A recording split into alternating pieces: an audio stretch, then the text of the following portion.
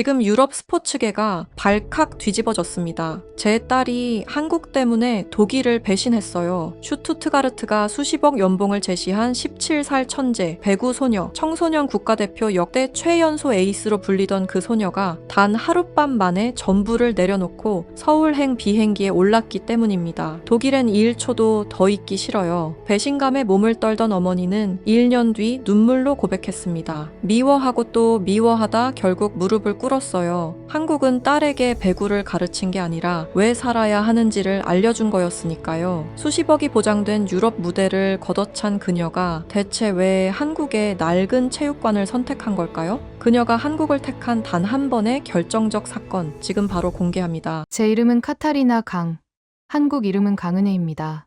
하지만 저는 은혜라는 이름을 제 인생에서 지운 지 이미 30년이 넘었습니다. 7살 때 독일로 입양된 후 제게 한국은 가난하고 촌스러운 기억, 그리고 저를 버린 비정한 나라일 뿐이었으니까요. 위는 패션계에서 악바리처럼 버텨 성공한 제가 다시는 한국 땅을 밟을 일이 없을 거라 장담했습니다. 남편의 갑작스러운 한국 지사 발령이 아니었다면 말이죠. 딱 1년만 눈 딱 감고 버티자. 그 생각 하나로 서울행 비행기에 올랐을 때 제 옆에는 세상에서 가장 아름답고 또 세상에서 가장 불행한 표정의 딸 소피아가 앉아 있었습니다. 소피아 베버. 제 딸이라서가 아니라 소피아는 정말 신이 정성껏 빚은 조각품 같았어요. 184cm의 압도적인 키에 조망만한 얼굴, 동양의 신비로운 눈매와 서구적인 피지컬을 동시에 갖춘 아이. 독일 청소년 배구 국가대표팀의 부동의 에이스이자 차기 올림픽의 주역으로 꼽히던 아이였죠. 하지만 비행기가 인천공항 활주로에 바퀴를 내리는 순간부터 제 완벽한 계획에 균열이 가기 시작했습니다. 한국 특유의 습한 공기가 폐부로 들어오자 소피아가 미간을 잔뜩 찌푸리며 독일어로 속삭였거든요. 마마, 숨쉬기가 힘들어요. 공기가 무거워요.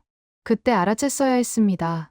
이 낯선 땅이 우리 모녀를 완전히 다른 세계로 끌고 갈 거라는 거요. 우리가 살게 된 곳은 학군 좋기로 소문난 평범한 신도시 아파트였습니다. 국제학교 대기 순번이 너무 길어 어쩔 수 없이 소피아를 근처 해원고등학교에 보내야 했죠. 남녀공학이라 그나마 다행이라고 생각했습니다. 교복을 맞추러 간 날을 저는 죽을 때까지 잊을 수 없을 겁니다. 칙칙한 회색 재킷에 무릎까지 덮는 어정쩡한 길이의 체크무늬 치마.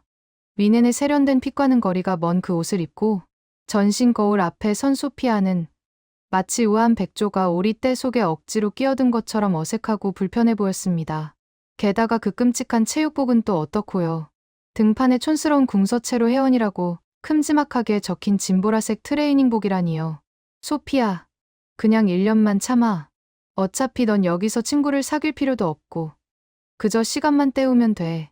훈련은 엄마가 알아본 개인 트레이너랑 하면 되니까 학교 애들이랑 섞일 생각하지 마. 저는 딸에게 신신당부했습니다. 하지만 문제는 옷이 아니었어요. 등교 첫날부터 소피아는 학교라는 이름의 동물원에 갇힌 원숭이가 되었습니다. 교문을 들어서는 순간 수백 개의 눈동자가 제 딸에게 화살처럼 꽂혔다고 해요. 와, 키 봐. 모델이야 뭐야. 외국인인가 봐. 혼혈 개쩐다. 와, 대박. 비율 실화냐? 아이들의 수군거림은 순수한 호기심이었겠지만 한국어를 전혀 모르는 소피아에게는 그저 날카로운 소음이자 비웃음처럼 들렸을 겁니다. 184cm의 키는 독일 배구 코트 위에서는 신이 내린 축복이었지만 한국의 좁은 교실과 낮은 복도에서는 재앙이나 다름없었습니다. 교실 문을 통과할 때마다 고개를 숙여야 했고 책상은 무릎이 닿아 제대로 앉기조차 힘들었죠. 소피아는 점점 더 작아졌습니다. 집에 돌아오면 방에 틀어박혀 독일 친구들과 영상통화를 하며 우는 게 유일한 낙이었어요. 그러던 어느 날 학교에서 전화가 왔습니다. 체육 선생님이라더군요. 어머니, 소피아 학생 피지컬이 학교에서 난리가 났습니다. 제가 배구부 감독을 겸하고 있는데요. 테스트 한번 보게 해주시죠. 이런 인재를 썩힐 수는 없습니다. 저는 콧방귀를 뀌었습니다. 선생님, 제 딸은 독일 청소년 국대예요. 분데스리가 스카우트들이 줄을 서 있는 애라고요. 한국 고등학교 배구부요. 수준 안 맞아서 못합니다. 애폼 망가져요. 제 말투가 꽤나 거만했는지 수학이 너머로 당황하는 기색이 역력했습니다. 그래도 아이가 학교 생활에 적응하려면 운동이라도 같이 하는 게 됐습니다. 우리는 1년 뒤에 떠날 거예요. 귀찮게 하지 마세요. 전화를 뚝 끊고 나서 소피아에게 말했습니다. 들었지? 넌 여기서 배구공 만질 생각하지 마. 폼 망가져. 한국 배구는 너무 끈적거리고 촌스러워. 너처럼 높고 빠르게 때리는 애한테는 독이야. 알았지. 소피아는 아무 대꾸도 하지 않았습니다.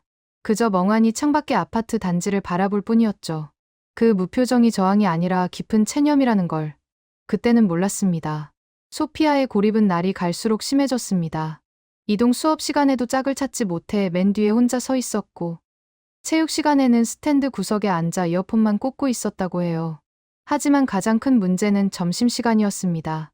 한국의 급식 문화, 식판을 들고 줄을 서서 밥을 배급받는 그 시스템이 소피아에게는 마치 군대 배급처럼 느껴졌나 봐요. 마마, 애들이 밥을 너무 빨리 먹어요. 다들 말도 안 하고 밥만 먹어요.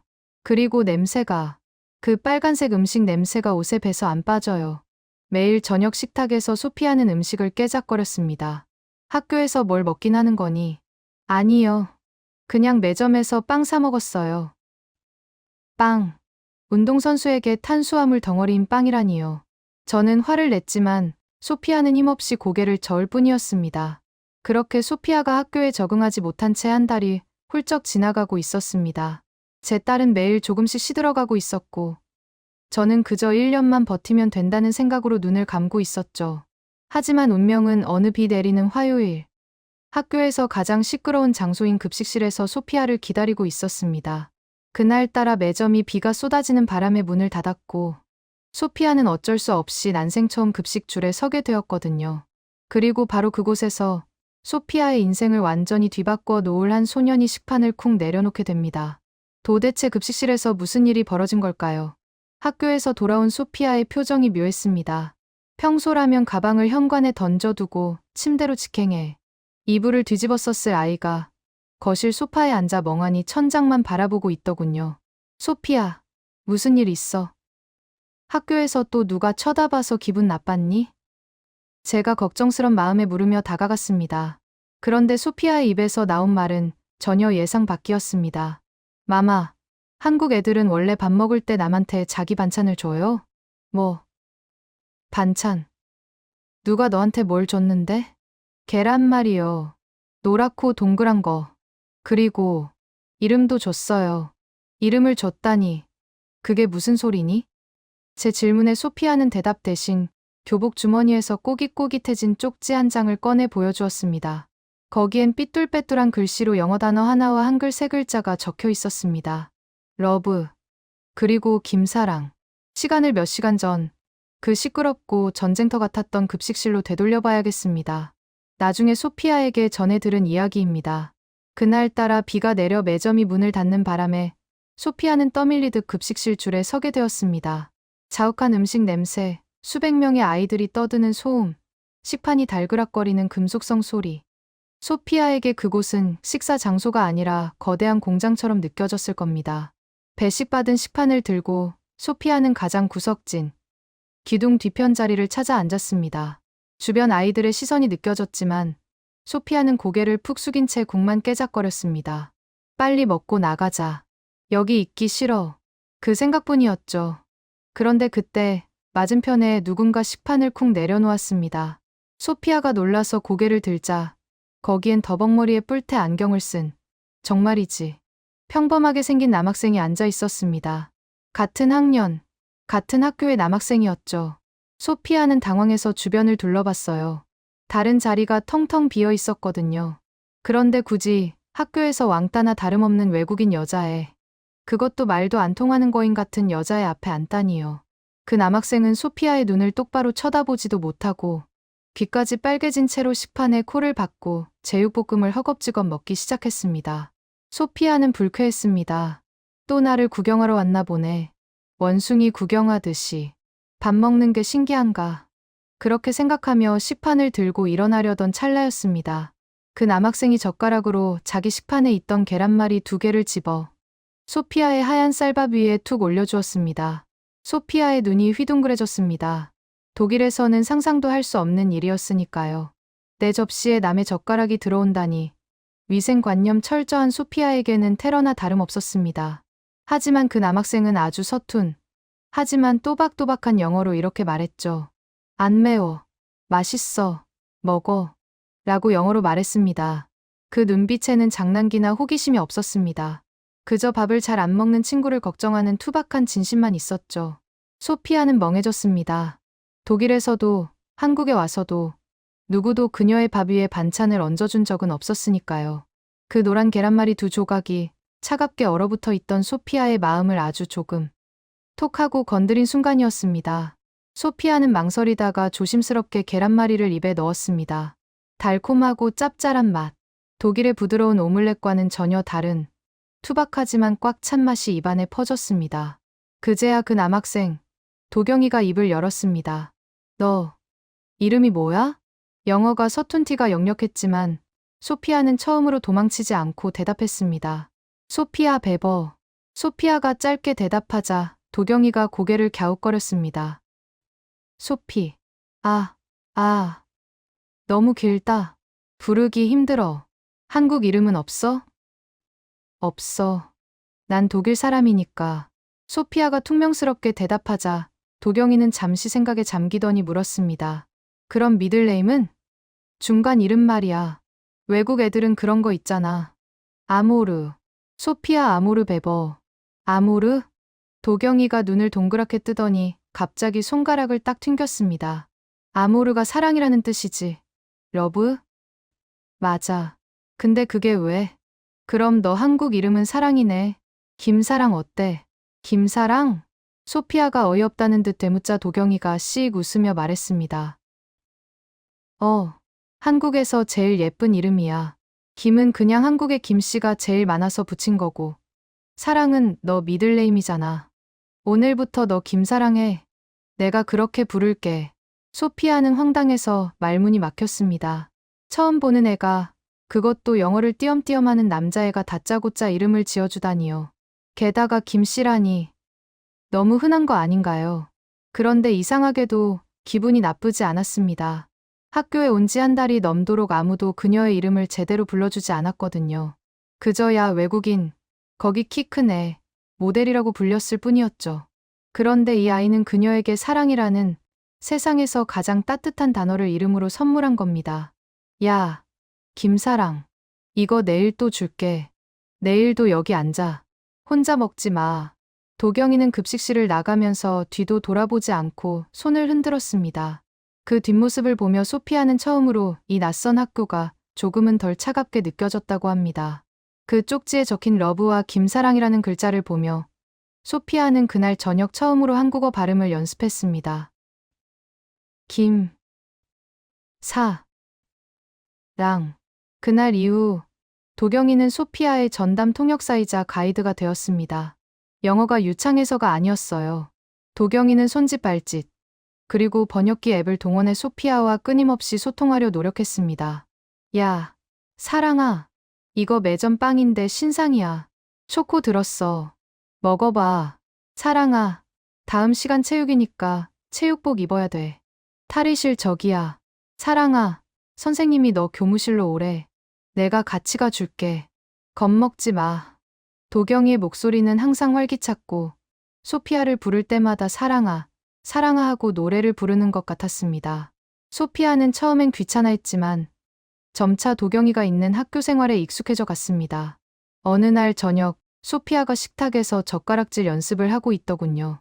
콩자반을 집으려고 낑낑대는데 손가락에 쥐가 날 것 같아 보였습니다. 뭐 하는 거니? 그냥 포크 써. 집에서도 왜 그래? 제가 핀잔을 주자 소피아가 진지한 표정으로 대답했습니다. 도경이가 그랬어요. 젓가락질을 잘해야 한국 사람이라고. 나도 김사랑이니까 잘해야 된대요. 그래야 급식 빨리 먹을 수 있대요. 저는 피식 웃음이 났지만 한편으로는 불안감이 스멀스멀 올라왔습니다. 내 딸이, 미네네 귀족처럼 우아하게 키운 내 딸이 점점 한국의 평범한 여고생 흉내를 내고 있었으니까요. 하지만 제가 진짜 걱정해야 할 건 젓가락질이 아니었습니다. 소피아 안에 잠재되어 있던 배구 본능이 도경이 덕분에 엉뚱한 곳에서 폭발하게 될 줄은 꿈에도 몰랐거든요. 사건은 체육 시간에 터졌습니다. 그날은 반대항 피구 시합이 있는 날이었습니다. 한국 학교의 피구, 정말 치열하더군요. 나중에 소피아에게 전해 들은 이야기입니다만 소피아는 여느 때처럼 구석에 서 있으려 했지만 아이들이 그녀를 가만두지 않았습니다. 야, 김사랑. 너 키 크잖아. 앞에서 공 좀 막아봐. 벽 역할 좀 해. 반장인 혜진이가 소피아의 등을 떠밀었습니다. 소피아는 쭈뼛거리며 코트 안으로 들어갔습니다. 상대방 아이들이 소피아의 거대한 키를 보고 처음엔 겁을 먹었지만 곧 소피아가 피할 생각도 없이 멍하니 서 있다는 걸 알고 집중 공격을 시작했습니다. 공이 소피아의 발 밑으로 어깨 옆으로 슝슝 지나갔습니다. 야, 김사랑, 뭐해? 좀 움직여. 피하라고. 같은 팀 아이들이 소리를 질렀습니다. 소피아는 당황했습니다. 배구공이 아닌 말랑한 고무공, 네트가 없는 코트, 규칙 없는 난타전. 모든 게 낯설고 무서웠죠. 그때 상대편의 에이스라 불리는 운동신경 좋은 아이가 던진 공이 소피아의 얼굴을 향해 정면으로 날아왔습니다. 속도가 꽤 빨랐습니다. 피해. 스탠드에서 지켜보던 도경이가 벌떡 일어나 소리쳤습니다. 하지만 소피아는 피하지 않았습니다. 아니, 피할 필요가 없었죠. 본능이었습니다. 날아오는 물체를 보고 몸이 이성보다 먼저 반응한 겁니다. 소피아의 오른팔이 채찍처럼 휘어지더니 얼굴 바로 앞까지 날아온 공을 손바닥으로 정확하게 쳐냈습니다. 팡! 엄청난 파열음과 함께 공은 반대편 코트 바닥에 내리꽂혔습니다. 마치 배구의 스파이크처럼 공은 바닥을 튕기고 체육관 천장까지 솟구쳤습니다. 체육관에 정적이 흘렀습니다. 시끄럽게 응원하던 아이들도 호루라기를 입에 문 체육 선생님도 입을 딱 벌리고 소피아를 쳐다봤습니다.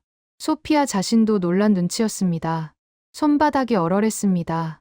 오랜만에 느껴보는 타격감. 그 짜릿한 전율이 손끝에서부터 전신으로 퍼져나갔습니다. 와, 미쳤다. 대박. 야, 봤어? 방금 뭐였어? 소리 들었어? 아이들의 환호성이 터져 나왔습니다. 그 순간 소피아는 처음으로 아이들의 시선이 비웃음이나 호기심이 아닌 경이로움이라는 걸 느꼈습니다. 그리고 그 시선들 사이에서 누구보다 환하게 웃으며 엄지를 치켜 세우고 있는 도경이가 보였습니다. 사랑아, 짱이다. 너 진짜 멋있다. 도경이의 입모양을 읽은 소피아의 얼굴에 옅은 홍조가 피어올랐습니다. 하지만 이 사건은 잠자고 있던 사자를 깨운 격이었습니다.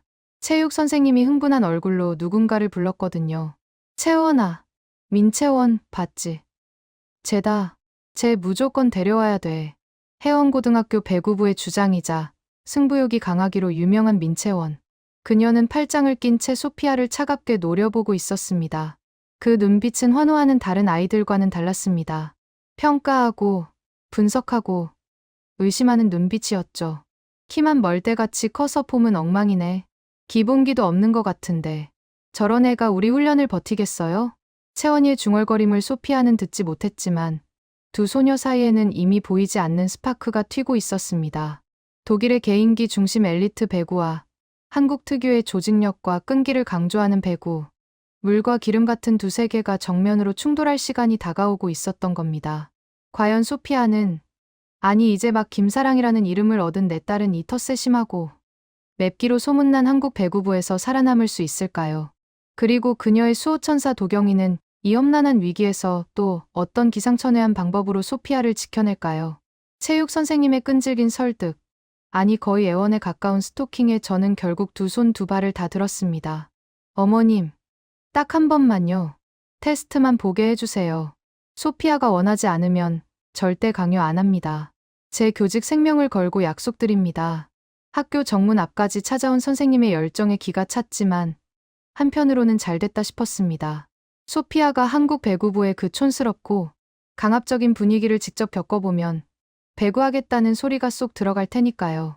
독일의 최첨단 시설과 과학적인 트레이닝 시스템에서 자란 아이가 에어컨도 없이 선풍기 몇 대 돌아가는 한국 고등학교 체육관을 견딜 리가 없었죠.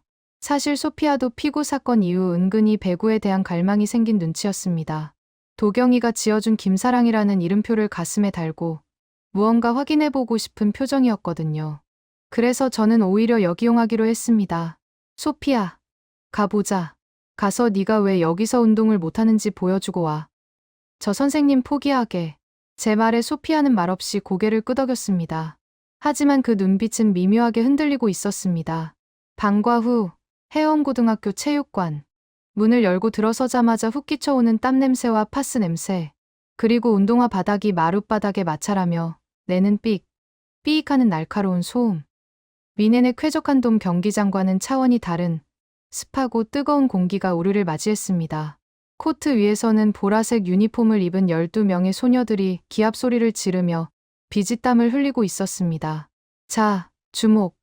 오늘 테스트 볼 친구다. 다들 알지? 2학년 3반 소피아 베버. 감독님이 손뼉을 치자 훈련이 중단되었습니다. 선수들이 땀을 닦으며 소피아를 쳐다봤습니다. 호기심 어린 눈빛도 있었지만 개 중에는 명백한 저기를 띤 눈빛도 있었습니다. 바로 주장 민채원이었죠. 175cm의 키에 단단한 근육질 몸매, 짧게 자른 커트 머리가 인상적인 채원이는 팔짱을 낀 채 소피아를 위아래로 훑어보고 있었습니다. 마치 네가 얼마나 잘하는지 두고 보자는 심산인 듯했습니다. 소피아, 가볍게 스파이크 몇 개만 때려보자. 세터, 공 올려줘. 감독님의 지시에 소피아가 코트로 들어갔습니다. 무릎 보호대도 전용 배구화도 없이 학교 실내화를 신은 상태였죠. 세터가 올려준 공은 독일에 비해 낮고 빨랐습니다. 하지만 소피아는 천재였습니다. 공이 올라오는 궤적을 눈으로 쫓는 순간 몸이 스프링처럼 튀어 올랐습니다. 타점은 네트보다 훨씬 높았습니다. 소피아의 긴 팔이 허공을 가르며 공이 윗부분을 사정없이 내리쳤습니다. 펑! 대포 소리가 났습니다. 공은 상대 코트의 3m 라인 안쪽에 수직으로 꽂히며 튀어 올랐습니다. 체육관 천장을 때릴 듯 솟구치는 공을 보며 감독님은 입을 다물지 못했습니다. 와, 진짜다. 이건 진짜야. 주변의 부원들도 웅성거렸습니다. 야, 소리 들었어? 미쳤다. 저 타점을 누가 막아? 소피아는 덤덤한 표정으로 착지했습니다. 이 정도는 몸풀기에도 못 미치는 수준이었으니까요.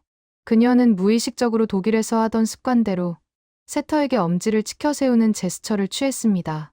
공 좋았어라는 의미였죠. 하지만 그때 찬물을 끼얹는 목소리가 들려왔습니다. 야, 너 수비 안 해? 주장 채원이었습니다. 소피아가 어리둥절한 표정으로 돌아보자 채원이가 네트 너머에서 소리쳤습니다. 공 때리고 나서 왜 멍하니 서 있어? 블로킹 걸리면 어쩔 건데? 리바운드 커버 안 들어와? 분위기가 순식간에 얼어붙었습니다. 감독님이 말리려 했지만 채원이는 멈추지 않았습니다. 감독님, 얘 수비 하나도 할 줄 몰라요. 그냥 키만 큰 공격 기계예요. 우리 팀 컬러랑 안 맞아요. 통역이 없어도 그 적대감은 고스란히 전달되었습니다. 소피아는 당황했습니다. 독일에서 그녀는 에이스였습니다. 에이스의 역할은 점수를 내는 것이고 구준일과 수비는 리베로와 다른 선수들이 전담해서 그녀를 받쳐주는 것이 당연한 시스템이었죠. 공격을 성공시켰는데 왜 혼이 나야 하는지 소피아는 이해할 수 없었습니다. 채원이가 공 하나를 집어들고 소피아 쪽으로 던졌습니다. 받아. 못 받으면 넌 그냥 용병이야. 우린 용병 필요 없어. 팀원이 필요하지. 채원이가 직접 스파이크를 때리기 시작했습니다. 강력한 스파이크가 소피아의 발 밑으로 날아들었습니다. 소피아는 엉거주춤하게 팔을 뻗었지만 공은 팔을 맞고 엉뚱한 곳으로 튀어나갔습니다. 자세 봐라. 무릎 더 낮춰. 배구 혼자 해? 네가 왕이야? 채원이의 불호령이 계속되었습니다. 소피아의 얼굴이 붉게 달아올랐습니다. 그건 수치심이었습니다. 세계 최고의 유망주라 불리던 자기가 한국의 낡은 체육관 바닥에서 이름도 모르는 또래에게 기본기도 안 된 초보자 취급을 받고 있었으니까요. 저는 더 이상 볼 수 없어 자리에서 일어났습니다. 그만해. 당신들 지금 뭐 하는 거야? 소피아, 나와. 가자. 제가 소피아의 팔을 잡아 끌었습니다. 이런 수준 낮은 곳에서 모욕당할 이유 없어. 쟤네들은 그냥 널 질투하는 거야. 네 재능이 무서우니까 기를 죽이려는 거라고. 가자, 소피아. 그런데 소피아가 제 손을 뿌리쳤습니다. 그녀의 눈은 이글거리고 있었습니다. 울먹이는 게 아니라 분노와 오기로 활활 타오르고 있었죠. 마마, 안 가요. 뭐, 너 지금 제정신이야? 제가, 저 쇼컷 머리애가 나보고 뭐라고 했는지 알아요? 소피아는 도경이에게 배운 서툰 한국어로 더듬더듬 말했습니다. 용, 형, 머서너리. 나보고 돈 받고 뛰는 용병이래요. 소피아는 채원이를 똑바로 노려보며 말했습니다. 나 용병 아니야. 나도 팀할 수 있어. 소피아는 다시 코트 중앙으로 걸어갔습니다. 그리고 채원이를 향해 자세를 낮췄습니다. 리시브 자세였습니다. 무릎을 꿇다시피 낮추고 두 팔을 앞으로 뻗은 그 자세는 엉성했지만 비장했습니다. 다시 쳐봐. 받아낼 때까지 안 가. 그 눈빛을 읽은 채원이의 입가에 비릿한 미소가 스쳤습니다. 오냐. 깡다구는 있네. 어디 한번 버텨봐. 그날 저녁 소피아는 온몸에 멍이 든 채 집으로 돌아왔습니다. 팔뚝은 시퍼렇게 부어올랐고 무릎은 까져서 피가 배어 나오고 있었죠. 저는 속이 상해서 약을 발라주며 소리쳤습니다. 미련한 것. 그냥 나오지 왜 그걸 다 받아주고 있어. 네가 수비수야. 넌 공격수라고. 소피아는 아파하면서도 묘하게 상기된 얼굴로 말했습니다. 마마, 한국 배구는 이상해요. 그래, 이상하지. 그러니까 그만둬. 아니요. 이상한데 짜릿해요. 내가 공을 못 받으면 옆에서 다른 애가 몸을 날려서 받아줘요. 내가 넘어지면 뒤에서 누가 잡아줘요. 소피아의 머릿속에 아까의 장면이 스쳐 지나갔습니다. 채원이의 강스파이크를 못 이겨 소피아가 뒤로 넘어졌을 때 등 뒤에서 누군가가 소피아를 받쳐주며 외쳤던 말. 괜찮아. 커버. 내가 있어. 그건 채원이가 아닌 다른 팀원들의 목소리였습니다. 주장은 독하게 몰아붙였지만 나머지 팀원들은 넘어진 소피아를 일으켜 세우며 등을 두드려 주었습니다. 야, 너 맷집 좋다. 처음인데 잘 버티네. 그 투박한 격려들이 소피아의 가슴에 박혔던 모양입니다. 마마, 나 배구부 할래요. 뭐, 절대 안 돼. 공부나 해. 할 거예요. 저 쇼커 기집애한테 보여줄 거예요. 나도 수비할 수 있다고. 나도. 김사랑이라고. 소피아의 고집을 꺾을 수 있는 사람은 아무도 없었습니다. 다음 날부터 소피아는 매일 방과 후 체육관으로 출근했습니다. 하지만 그곳은 꽃길이 아닌 가시밭길이었습니다. 독일식의 자유분방한 개인주의와 한국식의 엄격한 위계질서와 조직력. 이 두 세계의 충돌은 이제 막 시작에 불과했으니까요. 특히 주장 채원이는 소피아를 팀원으로 인정하지 않았습니다. 야, 김사랑. 너 때문에 박자 다 깨져. 넌 왜 네 생각만 해? 블로킹 타이밍 안 맞출 거야? 네가 뛰고 싶을 때 뛰지 말고 세터 손을 보라고. 훈련 내내 채원이의 고함 소리가 체육관을 울렸습니다. 소피아는 입술을 깨물며 버텼지만 속으로는 점점 골마가고 있었습니다. 내가 여기서 뭘 하고 있는 거지? 나는 세계 최고가 될 사람인데 왜 여기서 이런 취급을 받아야 해? 갈등이 폭발 직전으로 치닫던 어느 날 훈련을 지켜보던 도경이가 조용히 체육관 밖으로 나갔습니다. 그리고 잠시 후 양손에 검은 비닐봉지를 잔뜩 들고 다시 나타났습니다. 그 봉지 안에서 풍겨나오는 매콤하고 달콤한 냄새. 그것은 꽉 막힌 소피아와 배구부의 관계를 뚫어줄 도경이의 비장의 무기였습니다. 하지만 그 무기가 과연 통할까요? 독일 입맛의 소피아와 한국 입맛의 배구부원들을 하나로 묶기엔 그 음식은 너무나도 빨갛고 위험해 보였거든요. 체육관 문이 열리고 도경이가 양손 가득 검은 비닐봉지를 들고 나타났을 때 팽팽하던 긴장감은 순식간에 호기심으로 바뀌었습니다. 감독님, 제가 쏘는 겁니다. 애들 고생하는데 간식 좀 먹고 하시죠. 도경이가 넉살 좋게 소리치자 감독님도 못 이기는 척 호루라기를 불었습니다. 자, 10분간 휴식. 간식 먹고 해라. 아이들이 우르르 도경이 주변으로 몰려들었습니다. 봉지가 열리자 매콤하고 자극적인 냄새가 체육관을 가득 채웠습니다. 학교 앞 분식집 이모네의 명물, 엽기적으로 매운 떡볶이와 순대, 그리고 튀김들이었죠. 소피아는 멀찍이 떨어져서 땀을 닦고 있었습니다. 저 빨간 음식, 보기만 해도 위가 쓰려오는 것 같았죠. 그때 도경이가 소피아에게 손짓했습니다. 야, 김사랑, 너도 와서 먹어. 이거 안 먹으면 한국 사람 아니야. 소피아는 쭈뼛거리며 다가갔습니다. 아이들은 이미 바닥에 둘러앉아 전쟁 치르듯 떡볶이를 흡입하고 있었습니다. 아, 맵다. 근데 진짜 맛있다. 야, 김말이 내 거야. 건들지 마. 그 소란스러운 틈바구니에 소피아가 앉을 자리는 없어 보였습니다. 그때 가장 안쪽에 앉아있던 주장 채원이가 젓가락으로 떡 하나를 집어들고 소피아를 빤히 쳐다봤습니다. 야, 독일. 채원이가 소피아를 불렀습니다. 소피아가 긴장한 표정으로 쳐다보자 채원이가 툭 던지듯 말했습니다. 너 매운 거 못 먹지? 이거 먹으면 너 울걸? 명백한 도발이었습니다. 주변 아이들이 킥킥거렸습니다. 소피아는 자존심이 상했습니다. 배구 실력으로 무시당하는 것도 서러운데 음식으로까지 약자 취급을 받다니요. 소피아는 오기로 채원이 옆자리에 털썩 앉았습니다. 그리고 나무젓가락을 집어들고 가장 빨개 보이는 떡볶이 하나를 입에 넣었습니다. 먹을 수 있어. 소피아는 우물우물 씹었습니다. 처음엔 달콤했습니다. 뭐야, 별거 아니네. 라고 생각하는 순간 혀끝에서부터 불길이 치솟았습니다. 캡사이신의 매운맛이 식도를 타고 내려가 위장을 강타했죠. 소피아의 얼굴이 순식간에 잘 익은 토마토처럼 새빨개졌습니다. 눈물이 핑 돌고 콧물이 나올 것 같았습니다. 물. 소피아가 헐떡거리며 손부채질을 하자 아이들이 웃음을 터뜨렸습니다. 와, 얼굴 색깔 봐. 대박. 야, 쿨피스 줘라. 얘 죽겠다. 그때 채원이가 무심하게 쿨피스 팩에 빨대를 꽂아 소피아 입에 물려주었습니다. 매우면 뱉어. 미련하게 참고 있지 말고. 말은 퉁명스러웠지만 그 행동은 묘하게 다정했습니다. 소피아는 쿨피스를 생명수처럼 쪽쪽 빨아먹으며 겨우 진정했습니다. 매운맛이 가라앉자 이상한 기분이 들었습니다. 눈물 콧물 쏙 뺀 자신의 모습이 창피하기보다 왠지 모르게 시원했거든요. 같이 땀 흘리고 같이 매워하고 같이 헐떡거리는 이 상황이 묘한 동질감을 주었습니다. 도경이가 눈치 빠르게 나섰습니다. 채원아, 사랑이가 너 무서워서 말도 못 건대. 좀 살살해라. 얘도 알고 보면 여려. 내가 뭘. 운동할 땐 원래 다 그런 거지.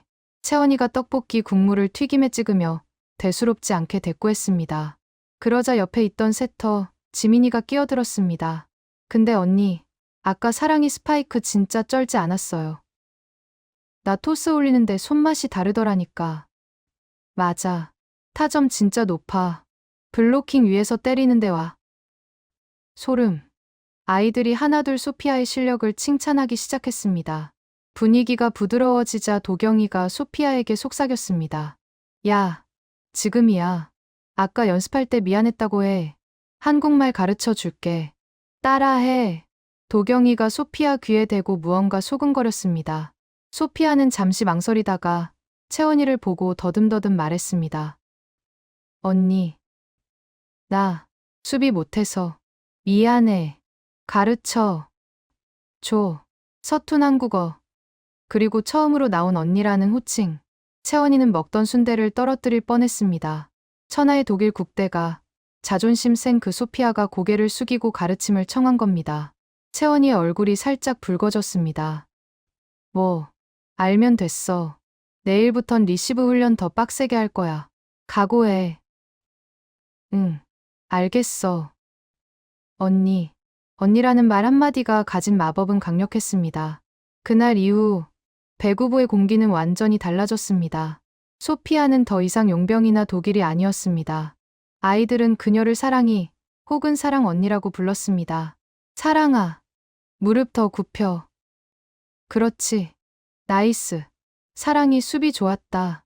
훈련은 여전히 고됐지만 소피아는 더 이상 외롭지 않았습니다. 실수해서 바닥에 구르면 누군가 손을 내밀어 일으켜 주었고 힘든 체력 훈련이 끝나면 서로의 어깨를 주물러 주었습니다. 소피아는 처음으로 팀이라는 게 무엇인지 배웠습니다. 독일에서는 내가 잘해서 남을 이겨야 하는 게 배구였지만 여기서는 내가 희생해서 우리를 살리는 게 배구였습니다. 그 끈끈한 유대감, 한국말로 정이라고 하는 그 감정이 소피아의 메마른 가슴을 촉촉하게 적시기 시작했습니다. 어느 날 훈련이 끝나고 샤워실에서였습니다. 아이들이 서로 등을 밀어주고 있었습니다. 소피아는 쭈뼛거리며 구석에서 혼자 씻고 있었죠. 그때 채원이가 다가와 때타올을 내밀었습니다. 야, 등 대봐. 왜? 한국 목욕 문화 몰라? 등 밀어줄게. 너도 내 등 밀어. 소피아는 얼떨결에 등을 맡겼습니다. 까칠한 때타올이 등을 지나갈 때마다 따가웠지만 시원했습니다. 너 등판 진짜 넓다. 배구하기 딱 좋은 몸이야. 채원이의 투박한 칭찬에 소피아는 피식 웃었습니다. 언니도 근육 멋있어. 당연하지. 이게 다 훈련의 산물이다. 알몸으로 서로의 등을 밀어주며 두 소녀는 비로소 진정한 친구가 되었습니다. 그날 밤 소피아는 제게 와서 이렇게 말했습니다. 마마, 나 떡볶이 먹고 싶어. 뭐, 그 매운 걸? 응. 맵고 뜨거운 거. 그거 먹으면 힘이 나. 저는 놀랐습니다. 소피아의 얼굴에서 그늘이 사라져 있었거든요. 대신 그 자리에 건강한 생기와 자신감이 차올라 있었습니다. 매일 밤 도경이와 영상 통화를 하며 한국어를 배우고 주말이면 배구부 아이들과 시내에 나가 스티커 사진을 찍고 오는 아이. 제 딸은 어느새 완벽한 한국 여고생 김사랑이 되어가고 있었습니다. 저는 불안했습니다. 이러다 정말 한국에 눌러앉겠다고 하면 어쩌지. 하지만 더 큰 폭풍은 저 먼 곳, 미넨에서부터 몰려오고 있었습니다. 소피아의 한국 생활이 SNS를 통해 알려지면서 독일 배구 연맹이 움직이기 시작한 겁니다. 감히 우리 국대 에이스가 한국 고등학교에서 썩고 있다고. 당장 데려와. 독일 청소년 대표팀 감독이 직접 비행기를 타고 오고 있다는 소식이 들려왔습니다. 그리고 그들은 소피아에게 거절할 수 없는 너무나도 달콤하고 잔인한 제안을 가져오고 있었죠. 과연 소피아는 이 거센 외풍 앞에서도 김사랑이라는 이름을 지킬 수 있을까요? 이제 막 피어난 그녀의 행복은 유럽에서 날아온 태풍 앞에 촛불처럼 위태로워졌습니다. 행복은 언제나 예고 없이 찾아오지만 불행은 기가 막힌 타이밍을 알고 찾아옵니다. 소피아가 한국 생활에 완벽하게 적응해 갈 무렵 제 휴대폰 화면에 뜬 국가번호 플러스 49는 평화의 끝을 알리는 사이렌과도 같았습니다. 독일 배구 연맹, 그리고 소피아의 전담 코치였던 클라우스였습니다. 카타리나, 당장 소피아 데리고 나와요. 슈투트가르트 발리볼이 소피아에게 1군 주전 자리를 제안했어. 연봉은 상상 그 이상이야. 이건 기적이 아니라 명령이야. 전화를 끄는 제 심장은 두근거렸습니다. 슈투트가르트 발리볼. 독일 최고의 여자 배구 클럽이자 유럽 챔피언스 리그의 단골 출전팀. 거기서 17살 소녀에게 주전 자리를 제안하다니요. 이건 소피아가 그토록 꿈꾸던 올림픽 메달로 가는 직행열차 티켓이었습니다. 저는 당장 소피아의 방문을 열어젖혔습니다. 소피아는 책상에 앉아 한국어 단어장을 외우고 있었습니다. 소피아, 짐 싸. 독일에서 연락 왔어. 슈투트가르트야. 네가 가고 싶어 했던 그 팀. 저는 흥분해서 소리쳤지만 소피아의 반응은 차가웠습니다. 안 가요. 뭐, 너 미쳤어? 이건 다시 없을 기회야? 나 여기서 배구할 거예요. 해원고에서 전국체전 나갈 거예요. 애들이랑 약속했어요. 약속. 그깟 고교 대회가 뭐가 중요해? 너 올림픽 안 나갈 거야. 세계 최고 안 될 거야? 엄마는 몰라요. 내가 여기서 뭘 배웠는지, 얼마나 행복한지. 소피아는 단호했습니다. 하지만 독일 측은 포기하지 않았습니다. 사흘 뒤 학교 정문 앞에 검은색 고급 세단 2대가 미끄러지듯 멈춰 섰습니다. 차 문이 열리고 선글라스를 낀 독일 정장 차림의 남자들이 내렸습니다. 클라우스 코치와 구단 관계자들이었죠. 그들의 등장은 평화롭던 해원고등학교를 순식간에 긴장감으로 몰아넣었습니다. 값비싼 슈트와 가죽 구두, 그리고 그들이 풍기는 독한 향수 냄새는 땀 냄새. 나는 체육관과 전혀 어울리지 않았습니다. 클라우스 코치는 팔짱을 낀 채 체육관 2층 난간에서 훈련을 지켜봤습니다. 그의 눈빛은 매서웠습니다. 소피아가 리시브를 하려고 몸을 날려 바닥을 구르는 모습을 보며 그는 혀를 찼습니다. 맙소사. 카타리나, 애를 망쳐놨군요. 저런 촌스러운 수비를 시키다니. 소피아는 하늘을 날아야 할 아이인데 왜 바닥을 기게 합니까? 하지만 그의 평가는 곧 바뀌었습니다. 소피아가 동료의 토스를 받아 강력한 백어택을 꽂아 넣자 클라우스의 선글라스가 살짝 내려갔습니다. 그리고 상대팀의 공격을 블로킹하고 나서 넘어진 동료를 일으켜 세워주는 소피아의 모습을 보며 그는 침묵했습니다. 훈련이 끝나고 클라우스는 소피아 앞에 섰습니다. 소피아 베버. 그의 목소리는 체육관의 공기를 차갑게 얼어붙게 만들었습니다. 채원이와 배구부 아이들은 잔뜩 겁을 먹은 채 뒤로 물러나 있었습니다. 자신들과는 다른 세계에서 온 어른들의 위압감에 눌린 것이죠. 폼은 엉망이 됐지만 힘은 좋아졌군. 한국 밥이 입에 맞나 봐. 클라우스가 비꼬듯 말하자 소피아는 지지 않고 노려봤습니다. 내 폼 안 망가졌어요. 더 강해졌어요. 글쎄, 그건 미넨에 가서 증명해. 자, 여기 계약서다. 클라우스가 내민 것은 검은 가죽 파일에 담긴 계약서였습니다. 거기에 적힌 금액은 한국 프로 선수들도 평생 만져보지 못할 수십억 원대의 천문학적인 액수였습니다. 내일 아침 비행기다. 짐 싸라. 더 이상 여기서 시간 낭비하지 마. 이 재능은 이런 학교에서 썩히기엔 너무 아까워. 클라우스의 말은 잔인했지만 부정할 수 없는 현실이었습니다. 아이들도 그 계약서의 무게를 본능적으로 느꼈습니다. 소피아가 자신들과는 다른 레벨의 사람이라는 걸 뼈저리게 확인한 순간이었죠. 그날 저녁, 학교 근처 벤치. 소피아는 도경이를 불러냈습니다. 도경이는 평소처럼 해맑게 웃지 못했습니다. 이미 학교에 소문이 파다하게 퍼졌으니까요. 독일에서 온 사람들이 소피아를 데려간다고. 도경아, 나 가기 싫어. 나 여기서 너랑 애들이랑 있고 싶어. 소피아가 울먹이며 말했습니다. 평소라면 가지 마. 내가 지켜줄게. 라고 외쳤을 도경이었습니다.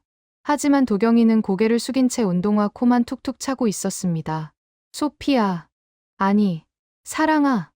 도경이가 어렵게 입을 열었습니다. 가는 게 맞아. 소피아의 눈이 커졌습니다. 믿었던 도경이마저 자신을 밀어내다니요. 너 지금 뭐라고 했어? 아까 그 아저씨들이 주고 간 명함 봤어. 인터넷에 쳐보니까 엄청난 팀이더라. 너 거기 가면 진짜 스타 되는 거야. TV에도 나오고 올림픽도 나가고. 난 그런 거 필요 없어. 난 네가 필요하다고. 소피아가 소리쳤지만 도경이는 애써 소피아의 눈을 피하며 말했습니다. 사랑아, 넌 김사랑이기 전에 소피아 베버야. 넌 배구 천재잖아. 여기서 우리랑 떡볶이 먹고 놀기엔 네가 너무 커. 너무 빛난다고. 도경이의 목소리가 미세하게 떨리고 있었습니다. 그건 진심이 아니었습니다. 자신이 소피아의 발목을 잡는 걸림돌이 되기 싫었던 17 소년의 서툰 배려이자 아픈 사랑법이었죠. 우리 때문에 네 인생 망치지 마. 나중에 후회하면 어떡해. 우린 그냥 좋은 추억으로 남기자. 도경이는 그 말을 남기고 도망치듯 자리를 떴습니다. 소피아는 벤치에 홀로 남겨졌습니다. 가장 믿었던 사람, 자신에게 이름을 주고 젓가락질을 가르쳐주고 따뜻함을 알려준 그 아이가 등을 돌렸습니다. 미넨의 화려한 제안보다 도경이의 그 차가운 뒷모습이 소피아를 더 비참하게 만들었습니다. 집에 돌아온 소피아는 방문을 잠그고 나오지 않았습니다. 저는 문 밖에서 소리쳤습니다. 소피아, 짐 쌌니? 내일 아침 10시 비행기야. 늦으면 안 돼. 방 안에서는 아무 대답도 없었습니다. 흐느끼는 소리조차 들리지 않는 무거운 침묵만이 흘러나왔죠. 저는 안도했습니다. 그래. 결국엔 포기했구나. 잘했어. 이게 너를 위한 길이야. 소피아가 겪을 아픔은 시간이 해결해 줄 거라 믿었습니다. 미넨의 화려한 조명 아래서 박수갈채를 받다 보면 한국에서의 짧은 일탈은 그저 한여름 밤의 꿈처럼 잊힐 테니까요. 하지만 저는 간과하고 있었습니다. 제 딸이 제 생각보다 훨씬 더 단단하게 자랐다는 것을. 그리고 김사랑이라는 이름이 그녀에게 단순한 별명이 아니라 목숨을 걸고 지키고 싶은 정체성이 되었다는 사실을 말이죠. 다음 날 아침, 공항으로 가는 택시 안. 소피아는 창밖만 바라보고 있었습니다. 퉁퉁 부은 눈, 굳게 담은 입술. 차는 인천공항을 향해 고속도로를 달리고 있었습니다. 그 시각 해원고등학교 체육관에서는 전국체전 도 예선 결승전이 열릴 예정이었습니다. 감독님은 혹시 모를 상황을 대비해 소피아의 이름을 엔트리에서 빼지 않고 남겨두었다고 나중에 들었습니다.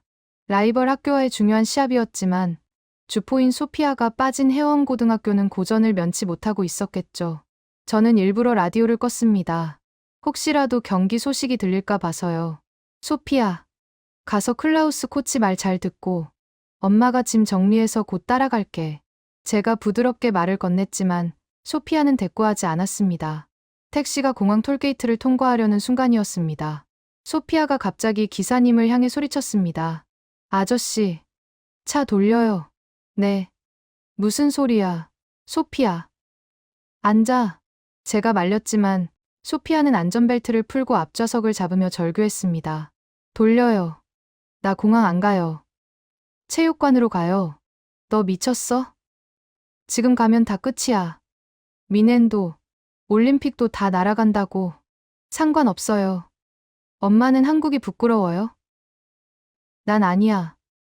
난 한국인인 게 좋고, 김사랑인 게 좋아.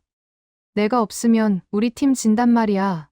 소피아의 눈에서 굵은 눈물방울이 뚝뚝 떨어졌습니다. 그것은 단순한 떼쓰기가 아니었습니다. 자신의 인생을 스스로 선택하겠다는 영혼의 외침이었습니다. 도경이 말이 틀렸어. 내가 빛나는 건 미넨에 있어서가 아니라 내가 좋아하는 사람들이랑 있어서야. 나 갈래요. 가서 뛸래요. 택시 기사님이 당황해서 백미러로 저를 쳐다봤습니다. 저는 딸의 눈을 보았습니다. 그 눈 속에서 저는 30년 전 양부모님의 손에 이끌려 울면서 독일행 비행기를 탔던 어린 강은혜를 보았습니다. 그때 저는 선택할 수 없었지만 지금 제 딸은 선택하려 하고 있었습니다. 제 입술이 파르르 떨렸습니다. 이성적으로는 말려야 했지만 가슴 깊은 곳에서 뜨거운 무언가가 치밀어 올랐습니다. 기사님, 제가 떨리는 목소리로 말했습니다. 차, 돌리세요. 해원고등학교 체육관으로 갑시다. 마마? 소피아가 놀란 눈으로 저를 봤습니다. 대신 조건이 있어. 가면 무조건 이겨. 지면 바로 공항으로 다시 오는 거야. 알았어? 제 말에 소피아의 얼굴에 번개처럼 환한 미소가 번졌습니다. 네, 무조건 이겨요. 아저씨, 빨리요. 밟아요. 택시가 급하게 유턴 신호를 받고 방향을 틀었습니다. 미넨행 티켓은 휴지 조각이 되었습니다. 대신 우리는 딸의 인생에서 가장 뜨겁고 아름다운 경기가 펼쳐질 그곳, 땀 냄새. 나는 학교 체육관을 향해 질주하기 시작했습니다. 하지만 과연 제때 도착할 수 있을까요? 이미 경기는 4세트 막바지로 치닫고 있다는 문자가 학부모 단톡방에 올라오고 있었습니다. 해원고등학교의 폐색이 짙은 상황. 소피아, 아니 김사랑은 과연 팀을 구하고 자신의 선택을 증명할 수 있을까요? 그리고 떠나보내려 했던 도경이에게 다시 돌아가 못다 한 대답을 들려줄 수 있을까요? 택시가 톨게이트 앞에서 급정거하고 유턴을 하던 그 긴박한 순간, 소피아가 공항이 아닌 체육관을 선택하게 만든 결정적인 트리거는 단순히 배구에 대한 열정 때문만이 아니었습니다. 그 아이의 가슴 속에는 바로 어젯밤에 새겨진 뜨거운 약속 하나가 불덩이처럼 타오르고 있었거든요. 제가 미처 알지 못했던, 그리고 소피아가 택시 안에서 울먹이며 털어놓은 그날 밤의 이야기를 먼저 들려드려야 할 것 같습니다. 그래야 여러분도 이해하실 수 있을 테니까요. 왜 제 딸이 수십억 연봉 대신 낡은 체육관의 땀 냄새를 택했는지를요. 시간을 다시 되돌려 출국 전날 밤으로 가보겠습니다. 제가 짐을 다 쌌는지 확인하고 잠자리에 든 시각, 소피아는 몰래 현관문을 열고 나갔습니다. 아파트 단지 내에 있는 작은 놀이터. 그네에 앉아 땅바닥만 파고 있던 소피아 앞에 누군가가 거친 숨을 몰아쉬며 달려왔습니다. 도경이었습니다. 낮에는 가라. 네가 갈 길은 거기가 맞다. 매몰차게 돌아섰던 그 아이가 한밤중에 슬리퍼 바람으로 뛰쳐나온 겁니다. 두 아이는 한참 동안 말이 없었습니다. 녹슨 그네가 움직이는 소리만이 정적을 채웠죠. 가로등 불빛 아래 흩날리는 늦봄의 벚꽃잎들이 두 사람의 어깨 위로 눈처럼 내려앉고 있었습니다. 먼저 침묵을 깬 건 도경이었습니다. 야, 김사랑. 도경이의 목소리는 잔뜩 잠겨 있었습니다. 너 진짜 갈 거냐? 짐은 다 쌌어? 소피아는 고개를 끄덕였습니다. 응, 엄마가 다 쌌어. 내일 아침에 가. 그래, 잘 됐네. 가면 클라우스인지 크루아상인지 그 코치 아저씨 말 잘 듣고 밥 거르지 말고 거기는 급식 없으니까 빵만 먹지 말고 고기 챙겨 먹고. 도경이는 잔소리를 늘어놓았습니다. 마치 시골 할머니가 서울 가는 손주를 걱정하듯 투박하지만 애정이 뚝뚝 묻어나는 잔소리였죠. 소피아는 듣고만 있다가 툭 한마디를 던졌습니다. 나 안 가면 안 돼? 그 말에 도경이의 잔소리가 뚝 끊겼습니다. 도경이는 한숨을 푹 쉬더니 주머니에서 무언가를 꺼내 소피아에게 내밀었습니다. 손목 밴드였습니다. 스포츠 브랜드의 비싼 제품도 아닌 문방구에서 파는 1,000원짜리 하얀색 밴드. 하지만 거기에는 검은색 매직으로 삐뚤빼뚤하게 하지만 힘주어 쓴 글씨가 적혀 있었습니다. K사랑 이라고 영어로 적혀 있었습니다. 그리고 그 옆에는 작게 태극 마크가 그려져 있었죠. 이거 뭐야? 선물이다. 위넨 가면, 아니 올림픽 나가면 꼭 이거 차고 해. 네가 소피아 베버여도 속은 김사랑이라는 거 잊지 말라고. 도경이가 밴드를 소피아의 손목에 직접 채워주었습니다. 소피아의 하얀 손목에 투박한 밴드가 채워지자 참았던 소피아의 눈물이 터졌습니다. 나 이거 필요 없어. 난 네가 필요하다고. 왜 자꾸 나보고 가라고 해? 너 나 안 좋아해. 소피아가 도경이의 가슴을 주먹으로 쳤습니다. 나 가면 너 다른 여자애랑 떡볶이 먹을 거잖아. 다른 애한테 계란말이 줄 거잖아. 어린아이 같은 투정이었지만 그건 17살 소녀가 할 수 있는 가장 솔직한 고백이었습니다. 도경이는 소피아의 주먹을 가만히 맞아주다가 결심한 듯 소피아의 두 어깨를 잡았습니다. 그리고 소피아의 눈을 똑바로 바라보며 말했습니다. 그 눈빛은 더 이상 소년의 것이 아니었습니다. 야, 잘 들어. 내가 널 왜 안 좋아해? 내가 널 어떻게 안 좋아하냐? 도경이의 목소리가 떨렸습니다. 네가 급식실에서 처음 밥 먹던 날부터, 아니 체육관에서 처음 스파이크 때리던 날부터 나한테는 네가 전부였어. 근데 넌 너무 크잖아. 키가 큰 게 아니라 네가 가진 세상이 너무 크다고. 상관없어. 상관 있어. 내가 너 잡으면 넌 나중에 나 원망할 거야. 올림픽 TV로 보면서 아, 그때 한도경 때문에 내 인생 망쳤어. 라고 할까봐.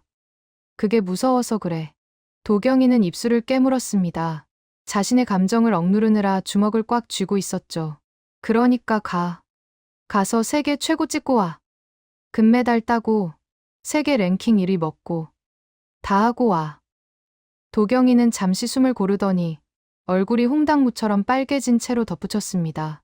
이 말이 바로 소피아를 공항에서 되돌리게 만든 그 약속이었습니다. 그리고 나중에 한 10년 뒤에 10년 뒤? 네가 배구 다 하고 세계 여행 다 하고 소시지랑 감자가 지겨워지면 그때 다시 와. 그때도 네가 혼자면 그리고 나도 혼자면 그때는 내가 너 책임질게. 매일 떡볶이 사주고 계란말이 해줄게. 그러니까 그때까지만 참자. 그건 프러포즈였습니다. 반지 하나 없는 벚꽃잎 날리는 놀이터에서의 풋내 나는 고백이었지만 그 진심의 무게는 다이아몬드보다 무거웠습니다. 소피아는 눈물을 닦으며 물었습니다. 진짜지? 약속했지? 나 10년 뒤에 오면 떡볶이 사줘야 돼. 약속해. 사나이 한도경이 이름 걸고 맹세한다. 도경이가 새끼손가락을 내밀었습니다. 소피아는 그 큰 손으로 도경이의 작은 새끼손가락을 걸었습니다. 복사, 도장, 사인. 둘은 한국식으로 엄지를 맞대고 손바닥을 비비며 약속을 봉인했습니다. 그리고 도경이는 소피아를 꽉 안아주었습니다. 잘 가라, 김사랑. 내 첫사랑. 그날 밤, 소피아는 밤새 그 손목 밴드를 만지작거리며 잠들지 못했다고 합니다. 도경이의 체온이 남아있는 그 밴드가 소피아에게 계속 말을 걸었으니까요. 정말 10년을 기다릴 수 있어. 지금 떠나면 도경이의 웃는 얼굴을 다시는 못 볼 수도 있어. 그리고 다음날 아침 택시 안에서 소피아는 깨달은 겁니다. 미래의 막연한 약속보다 지금 당장의 행복이 더 소중하다는 것을요. 10년 뒤의 떡볶이가 아니라 오늘 저녁 도경이와 함께 먹는 떡볶이가 필요하다는 것을요. 그래서 소피아는 외친 겁니다. 차 돌려요. 라고요. 그것은 도경이의 배려를 거부한 게 아니었습니다. 오히려 도경이의 마음에 대한 가장 확실한 응답이었습니다. 난 10년 못 기다려. 지금 당장 네 옆에 있을 거야. 라는 선언이었죠.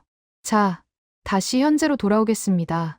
택시는 미친 듯이 속도를 높여 해원고등학교를 향해 달리고 있었습니다. 라디오에서는 전국체전 예선 소식이 흘러나오고 있었죠. 해원고등학교가 위기입니다. 주포 김사랑 선수의 부재가 너무 큽니다. 세트 스코어 2대1로 뒤지고 있는 가운데 4세트도 20대 15로 벌어졌습니다. 이대로라면 탈락이 확정적입니다.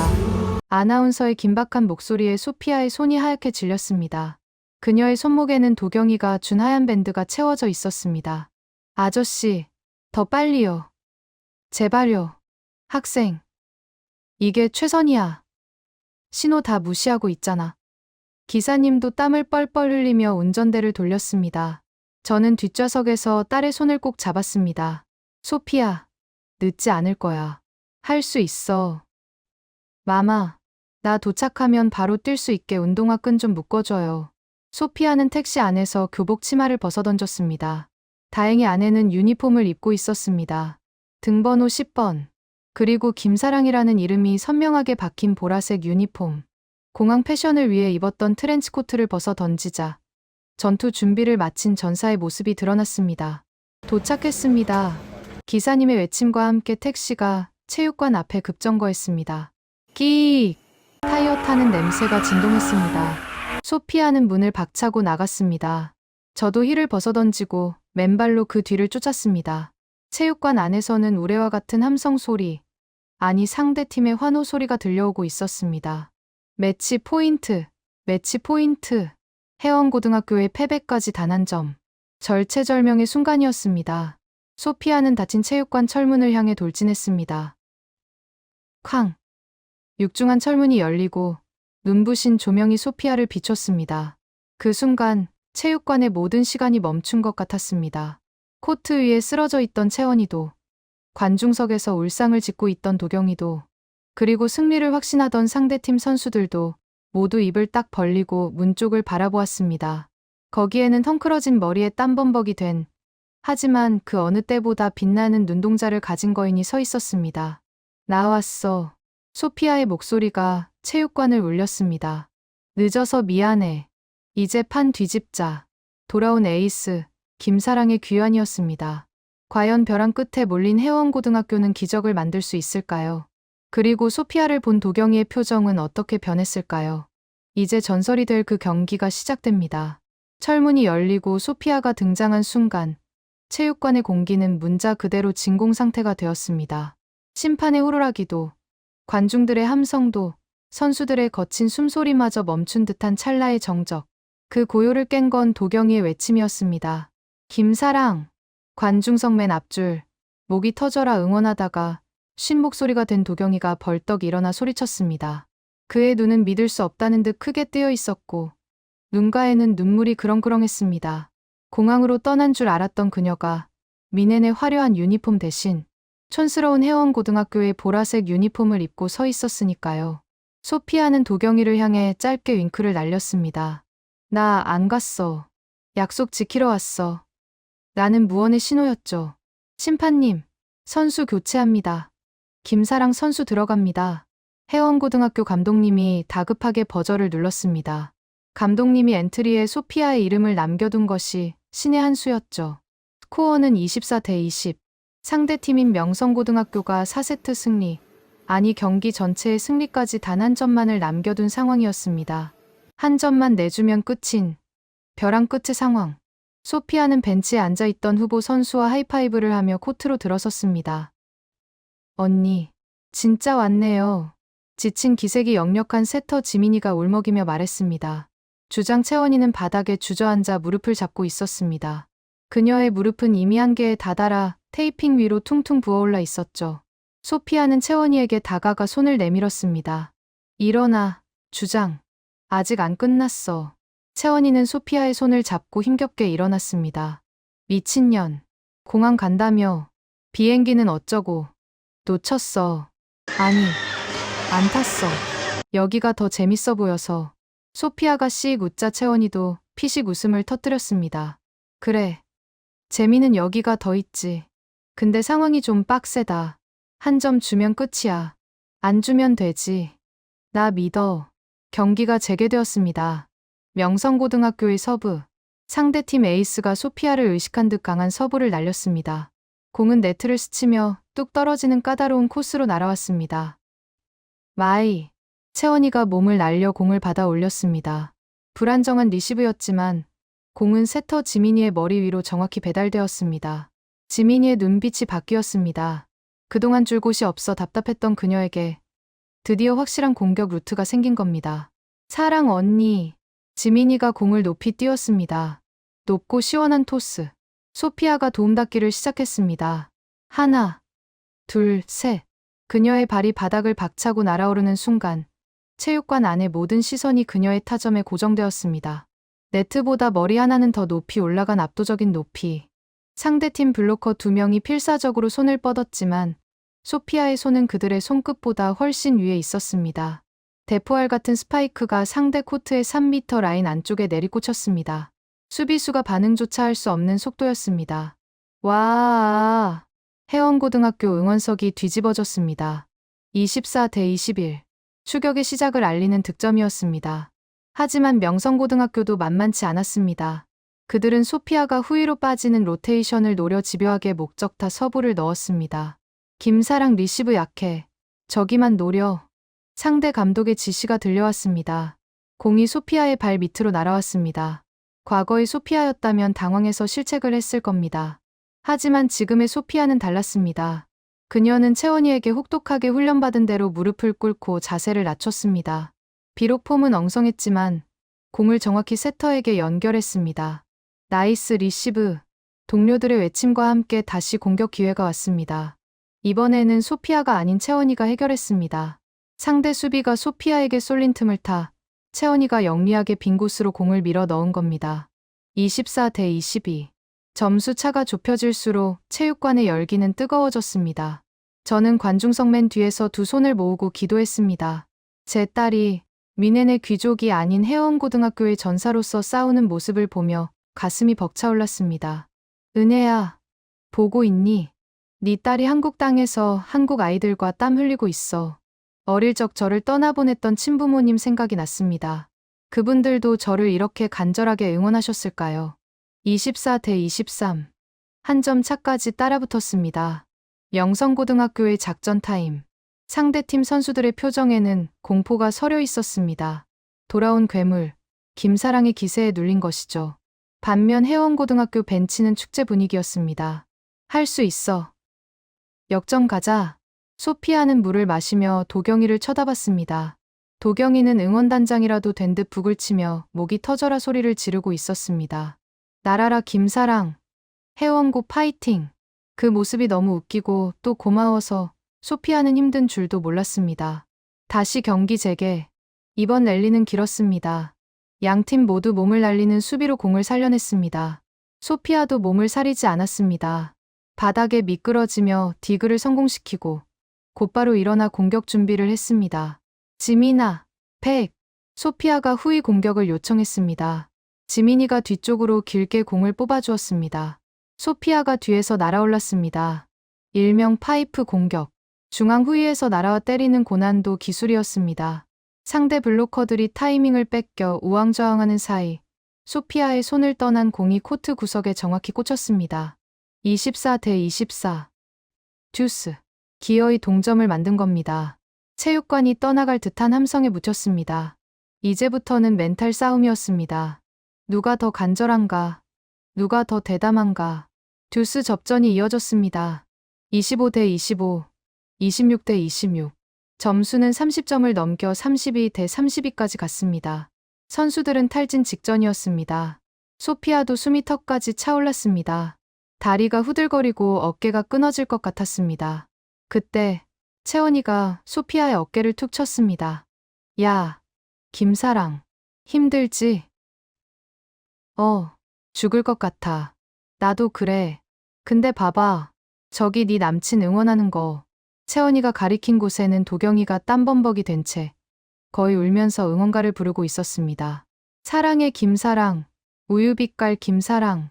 그 촌스러운 응원가에 소피아는 피식 웃음이 터졌습니다. 쟤 진짜 시끄러워 죽겠네. 그러니까 빨리 끝내자. 쟤 목 쉬겠다. 채원이의 말에 소피아는 다시 힘을 냈습니다. 그래. 끝내자. 떡볶이 먹으러 가야지. 33대 32. 해원고등학교의 매치 포인트. 서브권은 해원고등학교에게 있었습니다. 채원이가 서브를 넣었습니다. 상대 리시브가 흔들렸지만 상대 에이스가 억지로 공격을 시도했습니다. 공이 네트를 넘어왔습니다. 하지만 힘이 실리지 않아 밋밋하게 날아왔죠. 찬스 볼이었습니다. 지민이가 안정적으로 공을 받아 올렸습니다. 사랑 언니, 마무리. 모두가 알았습니다. 이 공은 소피아에게 갈 것이라는 걸. 소피아는 마지막 남은 힘을 짜내 도약했습니다. 상대 블로커 3명이 동시에 떴습니다. 벽이었습니다. 정면 승부는 막힐 위험이 있었습니다. 그 짧은 순간 소피아의 머릿속에 독일 코치의 말이 아닌 한국 감독님의 말이 스쳐 지나갔습니다. 배구는 힘으로만 하는 게 아니야. 눈으로 하는 거야. 빈 곳을 봐. 소피아는 강타를 때리는 척하며 손목을 틀었습니다. 페인트 공격. 공은 블로커들의 손끝을 살짝 넘어 텅 빈 코트 중앙에 툭 떨어졌습니다. 힘이 아닌 지능으로 만든 완벽한 득점이었습니다. 경기 종료를 알리는 휘슬 소리. 34대 32. 해원고등학교의 승리.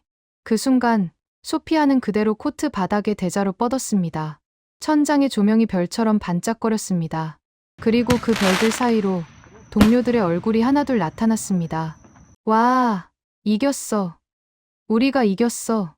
아이들이 소피아 위로 겹겹이 포개지며 엉엉 울었습니다. 땀과 눈물, 그리고 뜨거운 체온이 뒤섞인 그 순간, 소피아는 태어나서 처음으로 완벽한 행복을 느꼈습니다. 미넨의 화려한 우승 트로피보다 지금 친구들의 무게가 훨씬 더 값지게 느껴졌으니까요. 관중석에서 뛰어내려온 도경이가 그 덩어리 속에서 소피아의 손을 잡았습니다. 야, 김사랑. 너 진짜 최고야. 소피아는 누운 채로 도경이를 보며 웃었습니다. 나 배고파. 떡볶이 사줘. 사줄게. 순대도 사주고 튀김도 다 사줄게. 체육관은 승리의 환호와 웃음소리로 가득 찼습니다. 저는 멀리서 그 모습을 지켜보며 조용히 눈물을 훔쳤습니다. 그리고 휴대폰을 꺼내 클라우스 코치에게 문자를 보냈습니다. 클라우스, 미안해요. 소피아는 못 갑니다.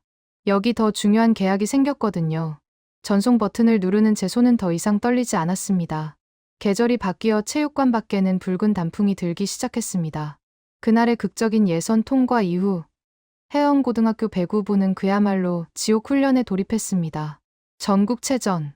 한국의 모든 고교 운동선수들에게 꿈의 무대라 불리는 그곳에서 소피아는 자신의 선택이 틀리지 않았음을 증명해야 했습니다.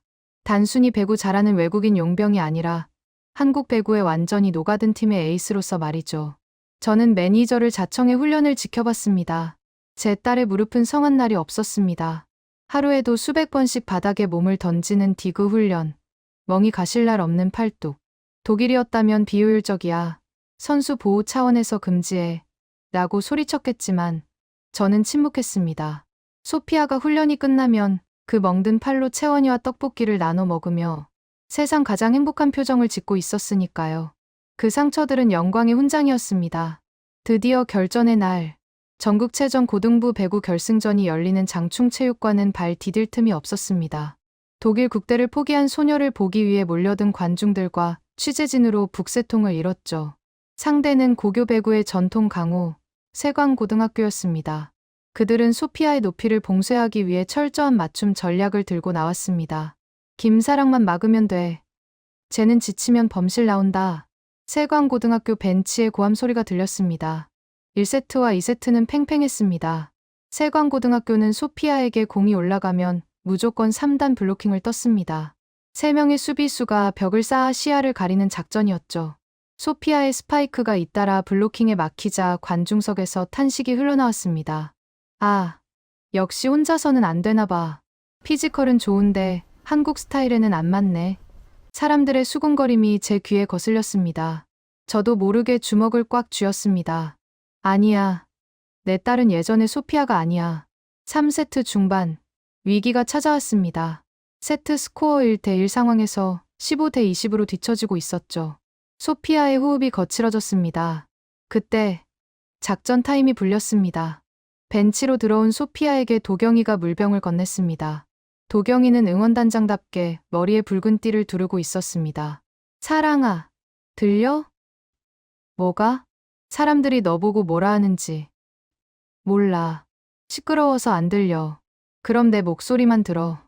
넌 최고야. 그리고 넌 혼자가 아니야. 옆을 봐. 소피아가 고개를 돌리자 땀범벅이 된 채원이와 지민이 그리고 동료들이 그녀를 바라보며 웃고 있었습니다. 채원이가 소피아의 등짝을 세게 내려쳤습니다. 야, 정신 안 차려? 쟤네가 벽 쌓으면 어떡하라고 했어? 피하라고. 아니, 이용하라고. 넌 김사랑이야. 쫄지 마. 그 짧은 한마디가 소피아의 눈을 번쩍 뜨이게 했습니다. 다시 코트 위, 세터 지민이가 공을 올렸습니다. 또다시 3단 블로킹이 떴습니다. 관중들은 또 막힐 거라고 생각했습니다. 하지만 소피아는 스파이크를 때리는 대신 손목을 비틀어 블로킹하는 상대 선수의 손끝을 겨냥했습니다. 터치 아웃.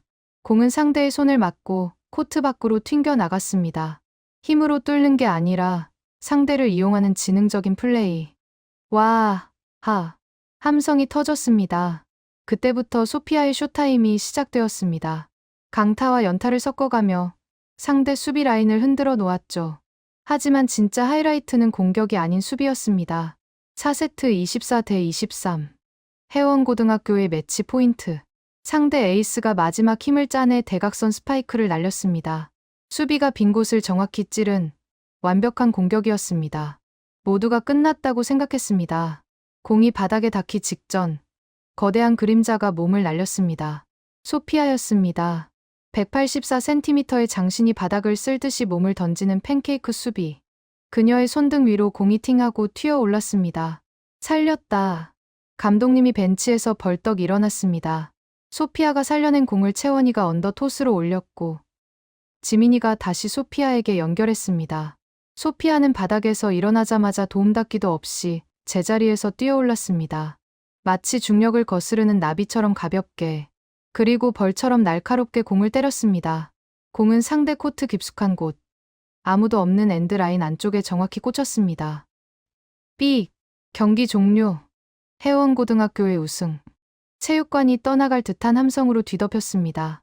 선수들은 코트로 쏟아져 나와 서로를 끌어안고 뒹굴었습니다. 소피아는 그 한가운데서 가장 높이 뛰어오르며 환호했습니다. 미넨에서 우승했을 때도 보지 못했던 가장 순수하고 격정적인 기쁨의 표정이었습니다. 시상식이 끝나고 소피아가 트로피를 든 채 관중석 쪽으로 걸어왔습니다. 취재진이 몰려들어 마이크를 들이댔지만 소피아는 그들을 지나쳐 저에게 직진했습니다. 펜스 너머에 서 있는 저와 눈이 마주쳤습니다. 저는 눈물이 범벅이 된 채 손을 흔들었습니다.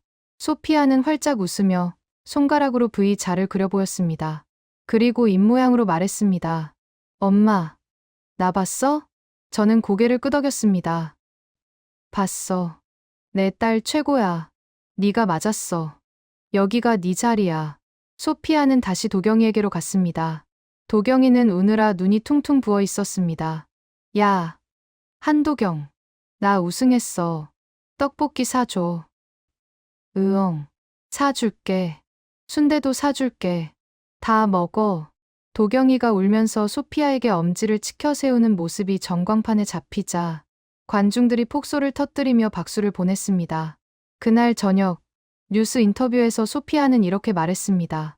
서툰 한국어였지만 그 어떤 명연설보다 감동적이었습니다.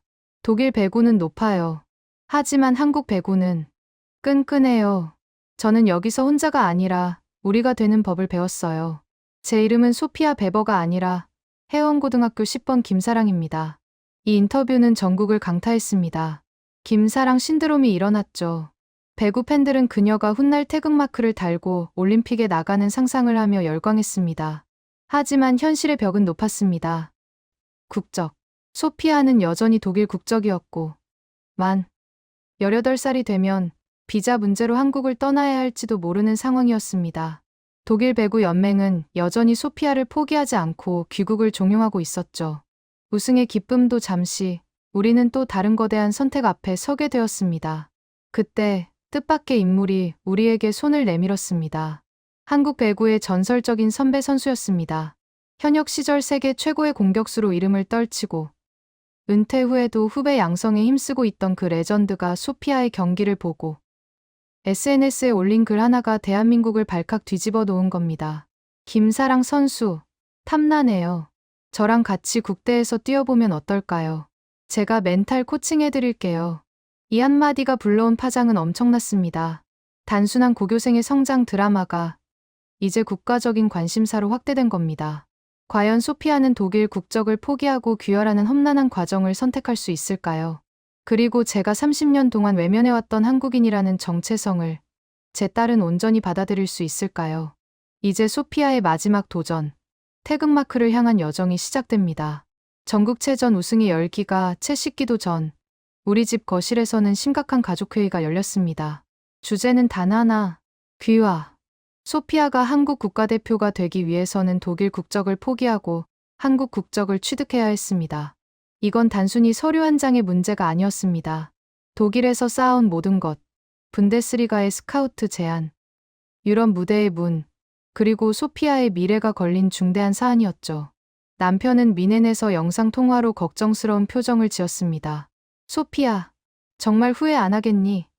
독일 국적이 있으면 유럽 어디서든 자유롭게 뛸 수 있어. 한국 국적을 선택하면 많은 걸 포기해야 해. 현실적인 조언이었습니다. 하지만 소피아의 눈은 흔들림이 없었습니다. 그녀의 책상 앞에는 태극기가 걸려 있었고 그 옆에는 김사랑이라는 한글 이름표가 붙어 있었으니까요. 아빠, 나 결정했어. 난 한국에서 뛸 때 가슴이 뛰어. 도경이랑 채원 언니랑 그리고 엄마의 나라에서 국가대표가 되고 싶어. 엄마의 나라. 그 말이 제 가슴을 후벼 팠습니다. 저는 평생 한국을 지우려 노력했는데 딸은 그 한국을 자신의 조국으로 삼겠다고 합니다. 아이러니하게도 딸의 선택이 저를 치유하고 있었습니다. 다음 날부터 소피아의 한국인 되기 프로젝트가 시작되었습니다. 귀화 시험 준비는 생각보다 만만치 않았습니다. 애국가 사절까지 외우기, 한국의 역사 공부하기, 복잡한 예절 익히기. 배구 훈련이 끝나면 소피아는 도경이와 함께 도서관에 틀어박혀 밤늦게까지 공부했습니다. 야, 한도경. 조선시대 왕 이름이 왜 이렇게 많아? 태정태세. 이게 뭐야? 외워. 이거 시험에 무조건 나와. 나도 같이 외울게. 도경이는 최고의 과외 선생님이었습니다.